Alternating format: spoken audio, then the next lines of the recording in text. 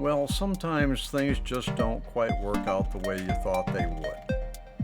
Alright, so I thought I had fixed the problem with our keyframe, that keyframe sudden move, but apparently not. Alright, we still have it in there.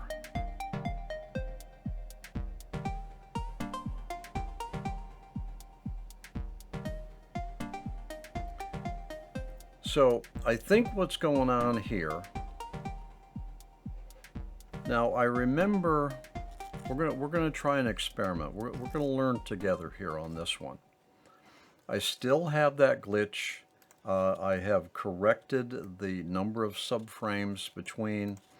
I am absolutely confident that I had put in the forward and the look and all that kind of stuff. Absolutely certain.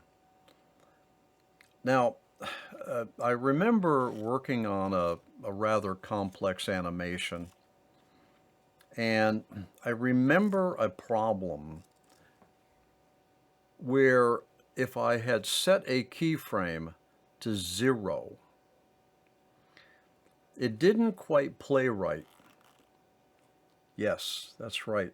It didn't, that's right, and I got a glitch back then too, like this. Okay, we're going to do an experiment here, and I'll tell you what we're going to do. I'm going to end this, and I am going to go to that keyframe, which is supposed to be my stop. All right, now just in review now, this is keyframe 4, I'm moving forward. Keyframe 4, I'm moving forward, and then I think I'm stopping. All right. I remember that if I put a 0, in other words, 0 subframes, the program didn't like it. And I seem to recall that what I did is I put a 1 in there. I said 1 keyframe. I'm sorry, 1 subframe. So here's what we're going to do. Now, first of all, so that I don't get crazy with my notes here. All right, let's see. So that's stop. Right, okay. All right, pause. And I'm going to make a little note here. Set to 1 subframe. Okay, subframe. Save my notes. Okay, now we're going to render the preview again from keyframes 4 to the last. And we're going to see whether or not putting a 1 subframe in this, at the end of this move forward, is going to work for me. Let's try it. All right, let's hit the preview.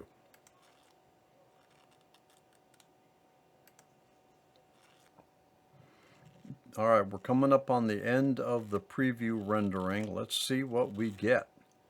All right, there's our move forward. There's our stop. Here's our turn. Ah, we still got the jump. We still have the jump. Okay. All right. Not to fret. All right, so the 1 trick didn't help me any, so I'm going to revert that back to 0. 0. All right, because I want the animation, I want the rendering of the animation to bring me to a complete stop.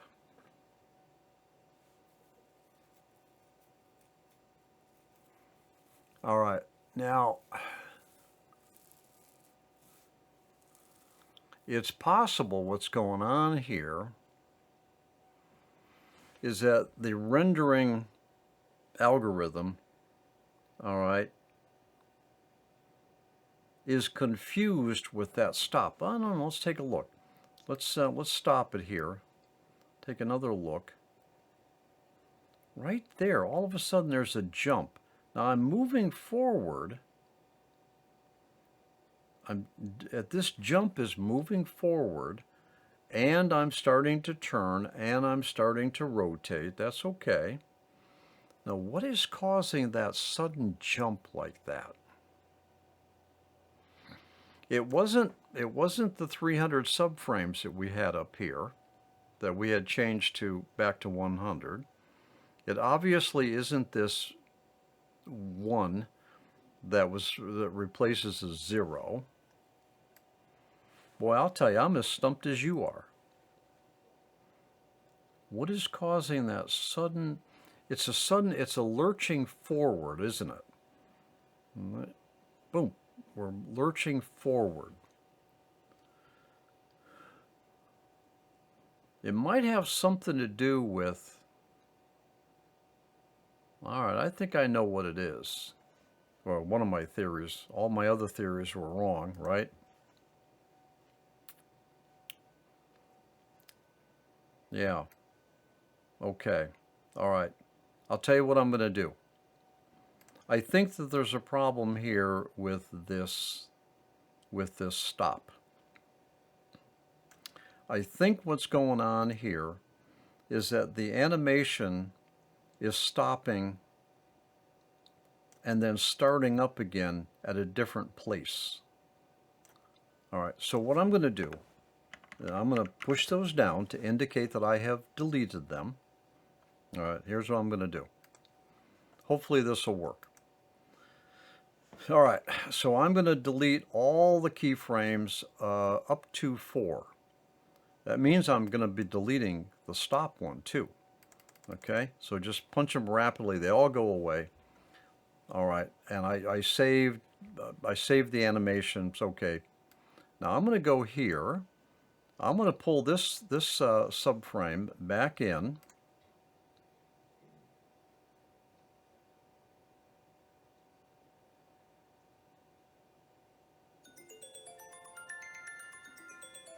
I'm going to pull that over to the navigator.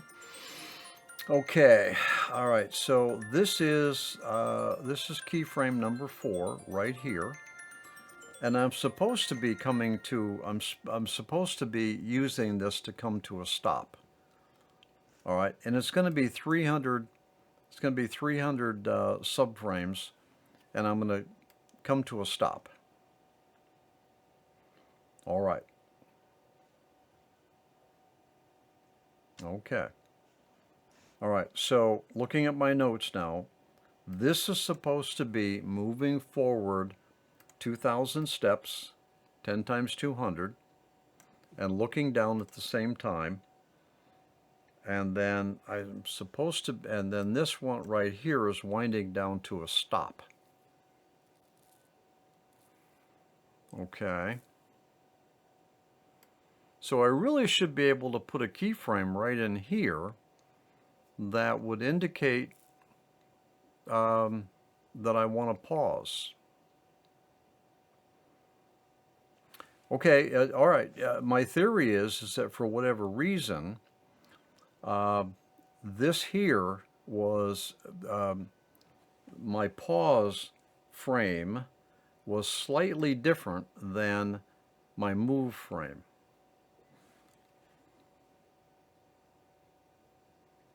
So here's what I'm going to do.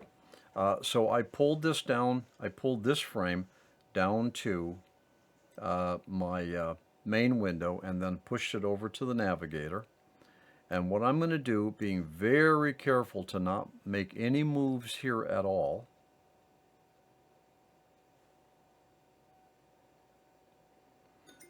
I'm going to push that back up to, all right, I'm going to push that keyframe back up there, and I'm going to set that to 0. Now if I do that, you know what? There's my problem. If I do that, this keyframe right here is identical to this keyframe in terms of the position within the scene. And basically what I have told the animator to do is to animate up to that scene and then revert right back to what I had before. So this is not going to work for me. All right. I really can't put a an identical keyframe in there to implement a stop. I'm gonna get rid of that.